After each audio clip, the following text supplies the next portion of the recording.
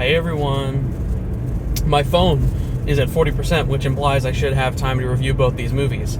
I was pretty excited for today. It was two movies I was interested in, actually, in November. I usually am like, around the November time, you usually get like Goy Slop, Disney shit. I think last year we got Strange World, and we're gonna get Wish next week, and I don't know, the trailer just looks so fucking basic. It's like, not my kind of cup of tea, but, you know, it's whatever. But like in terms of this week, I was like, one, I'm excited to return to a franchise that I enjoy with the Hunger Games, and as much as I'm not an Eli Roth fan, in fact, I find a lot of his movies to be kinda, how would I best put it, mediocre at that. I mean, there's even a few that I would call fucking awful, including Knock Knock and the Hostel films. I guess Hostel 1's got like ideas that I'm okay with in the torture field of the fucked up horror, but I didn't really enjoy it. I liked Cabin Fever. I weirdly enough enjoyed his House with a Clock in Its Walls film. It's very basic. It's a very, very basic fantasy family film, but I thought it was okay. Like, as much as I thought Cabin Fever was like pretty fun for the most part. We're gonna start with Thanksgiving because that's like the more smaller film. I know the big film this week is Hunger Games. We'll save that for a second. Thanksgiving though, I saw the trailers. I went, that looks like an okay idea, recreation film of the Grindhouse trailer. It didn't look like anything too special. I recognize like the turkey from it, the trampoline girl from it, some of the basic outlines and kills from it. Like, yeah, it looked pretty okay from the trailer, but it looked like they were just doing a shittier, not Grindhouse version of it. And with Eli Roth, when it comes to making full movies, I was just like slightly concerned that it was just going to be a very, very basic slasher. I mean, it had Addison Rae in it, and I was like, this bitch is not going to be able to act. Like, what is Patrick Dempsey doing in it? I'm just not very trustworthy of Eli Roth. But then, like, the day before, like today, like yesterday, I remember hearing a good chunk of, like, pretty good reviews. It had, like, an 85% on Rotten Tomatoes. I heard some people say they liked this more than the newer Scream film. Some people say a little less. But, like, either way, I was hearing good reactions from it. And that genuinely, like, kind of shocked me. Because, I don't know. Again, with Eli Roth films, they don't tend to be huge with critics. Like, never. In fact, if I'm not wrong by now, if it's still in the 80%, this is definitely his highest rated film, I would have to imagine. This film just, like, shook me from, like, the first 5 minutes. I was like, I didn't know this film was going to be, like, campy as fuck. I didn't realize this was, like, a campy film. I thought this was, like, straight up, basic kind of slasher with some more violent kills, because Eli Roth does like to push the envelope sometimes. And, the good thing about this film is it's not hostile territory of just fucked up torture kills, other than, like, a few scenes near the ending, but they're very much held back.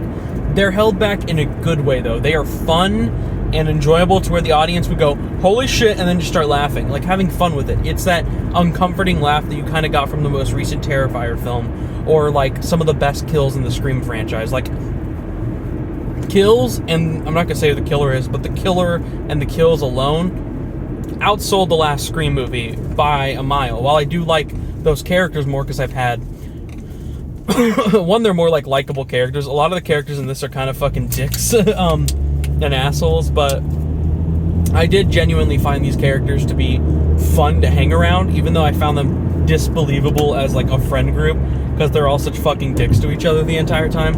Overall, though, I thought the cast of characters was fun. I didn't dislike anyone. Like, there's characters who I'm like, I want you to die, you're a fucking asshole. But at the same time, it wasn't like characters that I absolutely hated because of their performance by the actors, or because the characters are just, like, not well written. I think that the characters are all very fun and goofy. This is definitely a heightened reality kind of film. Just alone, everyone has, like, New England, Boston accents, and this does take place in Massachusetts. But literally from, like, the first 5 minutes of the movie, when you just hear, like, hey, fuck you, you stupid cunt, I'm gonna fuck you up, bro, give me I wanna get the fucking waffle iron. I was like, I'm in for a treat. Because even if this film is bad, it'll be funny bad. But this film is knowingly a good slasher, and it's also very camp. It knows when to have its really fucking bizarre sense of kind of crude swearing and energetic asshole humor. And then also to have a heartwarming story between, honestly, like, Addison Rae solid in the film. I'm actually amazed that she was pretty good. It's not like a stellar performance or anything. It's not even above the level of like Neve Campbell in the original Scream or something, but like it's a solid final girl performance, enough to where I enjoyed the character and what she was going through. And same for the other teens. Like, there's only one teen who I'm like, if anyone I dislike the most, it's you as a person. I wasn't disliking the performance, though. He got a good amount of laughs out of me, the character of Evan. But, yeah, I very much enjoyed the energy that I got from this film. It's very, very funny and very entertaining. Basic premise to run through it really quick. It does take place after a Black Friday massacre in the opening, like, 15-20 minutes. This leads our characters, who were all part of that incident. They were at the location at this giant store called Right Mart that was happening, and because of an accident, multiple deaths that happened, someone is out there killing people out of revenge for that night. And to be fair, I found the mystery to be fairly predictable. That being said, there were 3 other characters who I thought it could be, but I was pretty nailed on this one person, and it ended up being that person. That being said, it's still like a fun mystery. Like the Scream films, it is a whodunit. I would say it's even more of a whodunit vibe in the I Know What You Did Last Summer kind of energy than it is a Scream energy. It has the humor and sometimes like pop culture and meta references a few times in the film, say of like a Scream movie, but it also feels more like the story and the style in the 90s of I Know What You Did Last Summer, more so. And on top of like this like decent mystery whodunit kind of slasher, which are the more fun kind of slashers because they do have something in your brain that actually has to function. It doesn't mean it's a gigantic mystery. It's not like Knives Out where the whole thing is about the whodunit, but it is the like subjective part of the story. It's the part that the viewer gets to be subjective to try and figure out stuff, rather than the obvious objective stuff, which is the honest murders and slashing stuff that's going down. The objective stuff, like the whole movie of Friday the 13th, that movie is quite the objective: kill fucking teens. No story, no real characters, not really. This film has those fun moments of the kills, it has that moments of the humor, but it has a whodunit underneath. And I thought a solid whodunit. I think like the Scream movies, the more intriguing part of those, because the franchise has grown so much and it's still going, is like who's going to be the killer this time and what is the motive. This movie, you don't really have the thought of what the motive is going to be at the beginning. You're kind of just trying to figure out who it could basically be, because these are newer characters that we're introduced to. And yeah, in Scream 5, you were first introduced to these new characters, but you kind of got the vibe. We were in Woodsboro. You know where the franchise tends to go. You know the kind of humor that'll point you in the direction off the top of the head of exactly who the killer is going to be. With this film, it's just like you're trying to figure out who the person is by the person. The motive will come later, and you'll find a reason for it. And when the reason was explained, I'm like, solid motive. I can kind of understanding why you're doing this. It's fucked up. The kills are insane. I don't want to give away any of the kills, because like that would be so disappointing. I mean, they show like 2 in the trailer, which is a girl in the oven, and they show, I think, footage. They show like a quick shot of this trampoline thing, and you know something's going to go down there. They also show the freezer-based kill where the girl's face is like she's dunked in water and then put against the freezer. But they don't show the kills in full. All those kills are still built for surprise, and there are like 5 or 6 more that are like impressively like really well done. Every kill in this film will be memorable. Like, I will remember each and every kill. There's not a dull machete, quote unquote, for James Agent East to count. I'm sure he'll pick one when he gets to talk about this film, and I think they're going to enjoy this film. But I could not pick a dull machete. So if you are a fan of gory kills, campy vibes and humor, and you like Scream and I Know What You Did Last Summer, or even like an urban legend or a film like I'm forgetting the director's name. The movie, the guy who did the film The Guest, he also did You're Next. I'm losing his name right now. But this is a bit like The Guest as well. It has all those mixture of humor and tones and vibes, and if you're a fan of those kind of films, I think you're very much going to enjoy Eli Roth's Thanksgiving. I was shocked how entertained I was by it, because it was a film that I was expecting to gain nothing from. Nothing about the trailers looked too captivating. Nothing about the story was that interesting to me, but it did way more for me than I had like honestly expected, and that makes me very happy, like very happy about the film. I always enjoy a great surprise, and honestly, I don't have much to complain about. As like a horror slasher fan, This was funny. It was entertaining. It was fucking awesome. It has some great kills, some creative ideas. Everything about it I really enjoyed.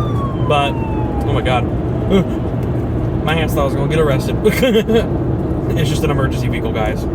I'm fine. But yeah, see Thanksgiving. The tension scenes are good. The kills are great. If you like a good laugh, if you like Scream, and I know you did last summer, like I mentioned, this is the kind of film for you. Eli Roth actually made a film that I would call fucking great. This is, as much as it's not a straight-up masterpiece, this is Eli Roth's masterpiece. And honestly, I would give it an 8.5 out of 10. It's my kind of film, and I really would like to see this again. Jumping into the bigger film of the week, The Hunger Games, The Ballad of Songbirds and Snakes. Long as fuck title. I never read the book. I have read the first 2 Hunger Games books, and I've seen all the movies. I never read Mockingjay, but I had seen the Mockingjay films. I remember when I was younger coming across the Songbirds and Snakes at like a half-price books, and I was like, I kind of want to read that one as well, even though I hadn't read Mockingjay yet and seen all the films. I knew it was a prequel, and I was like kind of interested. I just never got around to it. But I know people consider it the weakest book. So when they said they were going to adapt it into a film, I was like very curious because I didn't really know much about it other than it's a prequel that mostly focuses on Coriolanus Snow, who we all know as President Snow, Donald Sutherland, fucking asshole, in the main saga of films. So yeah, basic premise: a young Coriolanus Snow is around the time he's trying to get college and get this. I think they call it a Pinth Fund, basically, the Pinth Prize, the Pinneth Prize, I already forgot the name of it. Basically the prize for being the best student at this college, but guess what? Because the fucking Capitol is a bunch of assholes, they're like, no, you know what, you guys are going to be mentors, and we're going to make the Hunger Games very marketable to prove a point, because the Capitol wants more people to watch and get more money from it, and prove a bigger point every fucking year of being assholes and murdering children. But you guys are going to be the mentors, and whoever is the best mentor who puts on a show with the person that they have, that person is going to get the Pinneth, whatever the fuck. I'm just going to say the P prize. And yeah, our main focus is Coriolanus Snow, and he ends up getting, because like automatically the Capitol kind of hates him, and Peter Dinklage is also the guy who kind of created the Hunger Games, one of the 2 guys actually, the other being Coriolanus' dad. I think they all call him Corio in this film. I think like all the nickname is like, Corio, what are you doing? So I'm gonna call him Corio, or Oreo. So Corio, basically, his dad was also one of the creators, and Peter Dinklage kind of didn't fuck with the dad, and he didn't fuck with the Hunger Games entirely happening. It was kind of just an idea he had when he was drunk, but he actually let it go through. So he kind of has like a thing against Coriolanus. So he gets stuck with District 12, which if you know from the main saga of Hunger Games is the poor coal miner bullshit district. I guess they say in this film it's 8 and 12 are like the 2 really bad districts, and that shows in the film. But he gets paired with Rachel Zegler's character, Lucy Gray Baird, who is kind of just this songbird, a person who sings to relieve tension. She's kind of crazy in a few ways. She's not like all right in every single way, and she lost her parents when she was younger. So a lot of shit that he has to do, but he wants to prove a point. And everything he does, in some ways, you're like, you can see it as a good cause, and you can also see in ways where it's a selfish cause, and that kind of becomes the character arc for Coriolanus Snow, which I think Tom Blythe does good in the role, but I also think that it's a bit struck off from a really good narrative about the character. For me, in the first 2 acts, it's like, I get where they're doing with this character.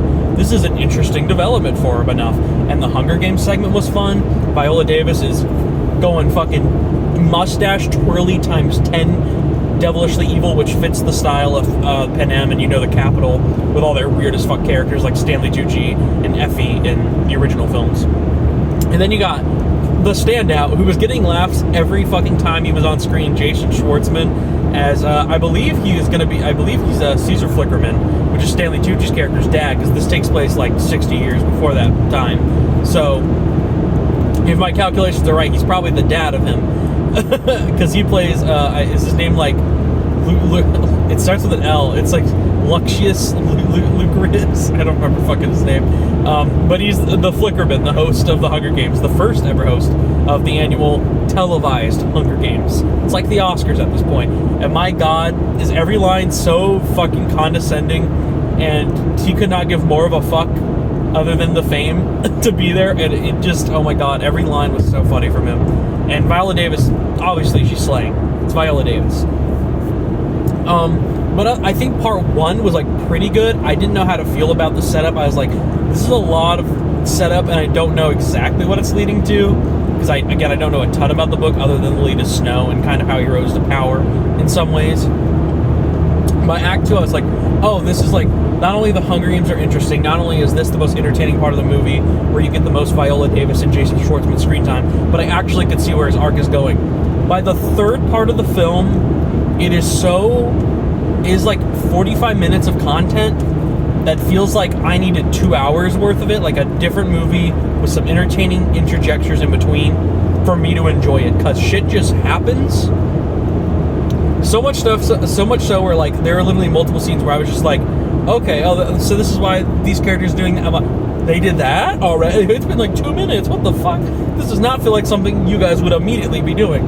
And it feels like there's just a lot of downtime in between that we're not seeing, and it doesn't give me enough time to appreciate the actual story going on. That, and by the third act, Rachel Zegler is literally just dedicated to like one actual performance scene where she talks and delivers like a little monologue to Tom Blythe, and then every other part of that third act is just her singing, and I was like, this feels like so underwritten. This feels like someone had a first draft and was like, no, it'll work, trust.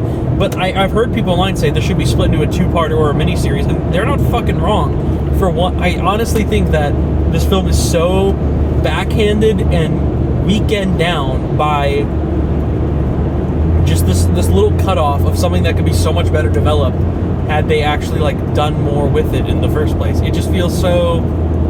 It felt so weak. It felt kind of like a cop-out way to get quickly through the final act, but still make people be like, oh, I got the message. Like, no, when it finally ended, I was just like, I'm a bit lost. That being said, I had a fun time with the whole film. I would sit through it again. Now that I know how the third act kind of goes, I wonder if I can be like kind of controlled, knowing the third act feels a bit rushed, and enjoy more of what the film is already giving me, because the first 2 acts are pretty great, and I think a lot of people have been saying that, and I 100% agree. I actually think, I've heard people say the acts get worse as they go along. I've actually heard people say, like, it started out amazing, went to, like, pretty good for the Hunger Games, but honestly, even though I think the Hunger Games are, like, cheaper and weaker because the budget to it, it's not this grand televised event that everyone's known for now, 60 years, as in the later films when they're on, like, the 74th and 5th Hunger Games, you know? But what it does and how it's leveled is so different. It was actually like really cool, and they just threw fucking anybody in at the time. They threw a girl in with like extreme tuberculosis who's constantly sick.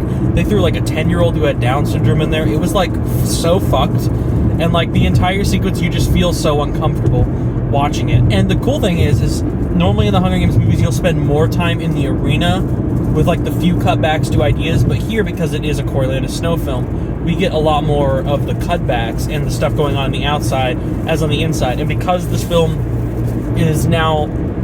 Because, like, Katniss is literally, like, a strong character enough that she knows hunting, and everyone else is trained because they're prepared for this event. When kids get thrown in here, these people don't know fucking shit. They literally just throw it in there and, like, yep, you better fight. Good luck. Do your shit. I hope you survive. They don't know shit. And none of the people are prepared. So... it's a complete off-branch, and that's why that second act really works. And Rachel Zegler's actually pretty good till like the third act. They give her nothing to do, and she just sings, and it became a little bit annoying and repetitive at that point. But overall, I thought it was still a pretty fun film. Oh my god, I need water. I haven't had water since like since probably like 5 p.m.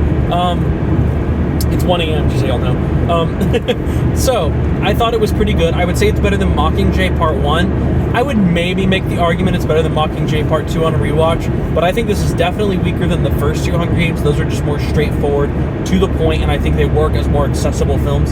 Catching Fire is easily still the best, but I still enjoyed this film. I don't hate any Hunger Games film. I will probably pick this up on 4K when it comes out, like how I own all the other films. And same for Thanksgiving, because you just heard I gave Thanksgiving 8.5 out of 10. I give this a 7 out of 10. I could see it going up on a rewatch. I definitely wouldn't see it going down. I just think that third act could use a lot more touching up, and honestly, a 2-parter wouldn't have been a bad idea. I could see it happening and working pretty well. So yeah, that's it. That's Thanksgiving and the Hunger Games: Ballad, Songbirds and Snakes. Go see them. Make up your own opinion. I'm very curious to what people think of both of these films. fucking honestly, I feel like Hunger Games will be successful. I heard it's only $100 million budget. My theater here was packed at 7 p.m. I checked 10 p.m. showtime was packed. My Thanksgiving theater though was also packed. So maybe Thanksgiving will make more money than I'm thinking. I hope it does, because I would love more from this. I think you could make this a great franchise. It has the potential with the kills, the creativeness of the killer itself, and if it has that campy vibe humor and Eli Roth can stick with what he knows here, he can make a really good franchise out of it to latch on to Scream when you don't have a Scream film coming out.